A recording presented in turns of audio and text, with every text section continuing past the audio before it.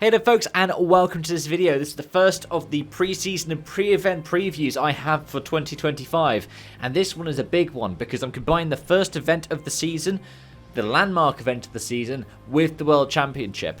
Welcome to my preview for the 2025 World Rally Rally Championship, and we're going to start off with the preview for the 2025 Dakar Rally. The 2025 World Rally Rally Championship kicks off with the Dakar just into the new year. The headline event for the W2RC is also the curtain raiser. The Dakar Rally has not run to its namesake city since 2007, but carrying the Dakar name means an increased view of legitimacy on the event. This is the 6th edition to take place in Saudi Arabia. The 2025 edition features more specials starting and ending in the same location than any previous edition. The first 5 days of stages either start or end in Bisha, the headline of these being Stage 2, which retains the 48-hour chrono format.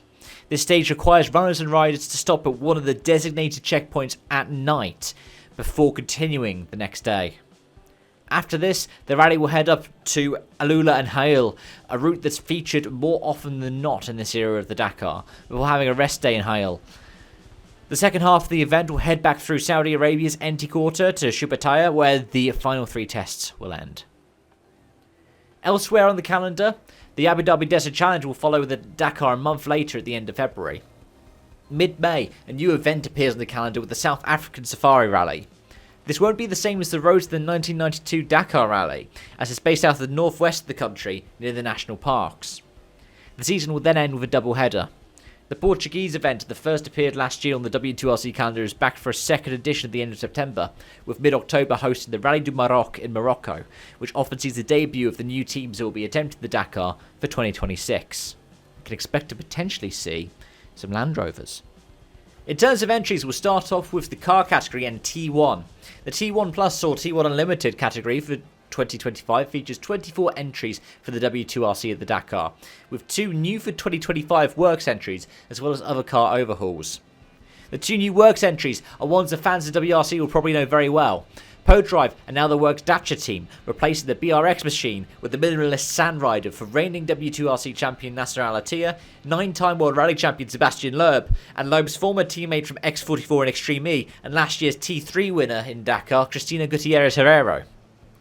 The other is M Sport Ford, who will be entering 4 brand new Raptors for Audi refugees Matthias Ekstrom and reigning Dakar champion Carlos Sainz, as well as veteran and former Dakar winner Nani Roma, as well as last year's T3 runner-up Mitch Guthrie.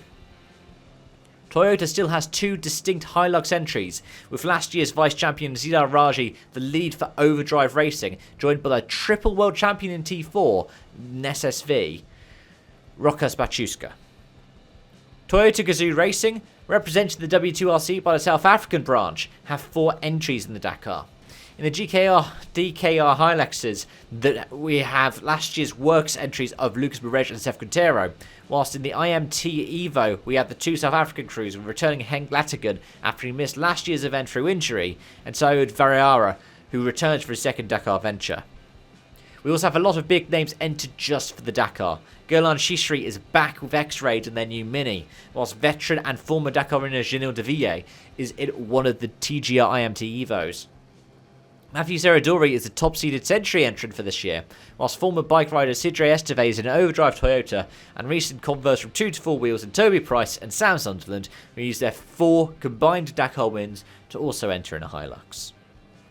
In the bikes, 8 of the top GP class of motorcycles are entered the full W2RC season, led by last year's Dakar runner-up and reigning W2RC champion Ross Branch. The Motswana leads Heroes entry, with Jose Ignacio Nacho Corneo Florimo and Sebastian Burla also entered with the Indian squad. KTM has consolidated his efforts to 2025, with Daniel Chucky Sanders and South African Bradley Cox being their lead entrants. Cox is stepping up from the Rally 2 motorcycle class in 2024. With Sanders hoping to do better than his best finish of 4th as a rookie in 2021. Elsewhere, they have the Benavides brothers entered. The older brother Kevin is a 2-time winner, whilst younger brother Luciano won the W2RC in 2023. Both Hero and KTM will be trying to beat Honda, who have been tough to beat in the Dakar. They have no fewer than 5 entrants this year, led by 2-time and reigning Dakar champion Ricky Brabec. He is joined by Pablo Quintanilla and Skylar Howes, with the 2024 W2RC Vice Champion Adrian Van Beveren and last year's third place finisher W2RC and Dakar Prologue winner before retiring on the first test, Tosha Sharena. The trucks are being led by last year's winner Martin Maciek. Last year's crew won the event with 4 stage wins, as well as winning the Baja Aragon and Rally du Maroc. His and his father's team, Technology, are fielding 6 trucks in this year's edition. The Van den Brinks have joined up with Technology for this edition. Elsewhere, Tatras Stalwart in Allez La Praille has moved from the Deroys to 2025 and is now leading Iveco's charge, with Martin Sotisch leading Tatras' charge with their new truck. Hino are led by 2001 runner-up Terahito Sugarawa. There are no fewer than 44 entrants into the trucks this year. As for the other categories of Rally 2, Challengers, SSVs and Classics, the Rally 2 bikes feature a large amount of veterans, as well as those who are taking part in the original by Motul challenge. This is the historic spirit of the Dakar, where they are their own mechanic, organiser and boss. A standout Rally 2 entrant is David Casteau, who was returned to the Dakar to celebrate turning 50 in 2024. The 2007 runner-up, who has 3 stage wins to his name, will also be the team boss for 6 entrants this year. The Challengers are led by Yasser Seydan, third in T4 on last year's Dakar and last year's Challenger champion in W2RC, Nicolas Cavalglasio, who was quads winner in 2019, and Puck Klassen. She's making a step up from the Classics class, where she and her father finished 50th last year in their Martini liveried Porsche. The lead entry in the SSVs is Javier de Soltrite, who is graduating from 2 wheels to 4 in 2025, Sebastian Goyasamen, who was second last year in T4 in the W2RC, twice SSV runner-up Gerard Ferrez, last year's runner-up Jerome de Sadelier, as well as triple winner Francisco Saleco Lopez Gontado, as well as 2024 Dakar rookie Sarah Price, who is a veteran of off-roading from the same Baja scene that produced Mitch Guthrie. The Classics class is also fun to see. You'll always find a Citroen 2CV on the stages, amongst older vehicles from Dakar gone by. Juan Moreira is in a Porsche 959, for example. And going through the pack, you'll find Mitsubishi Pajeros alongside Toyotas and Isuzus, with one co-driven by Fabrizio Pons, who co-drove for the recently retired Michel Mouton, as well as Piero Liatti when she was on the top step of the podium for the 1997 Monte Carlo Rally.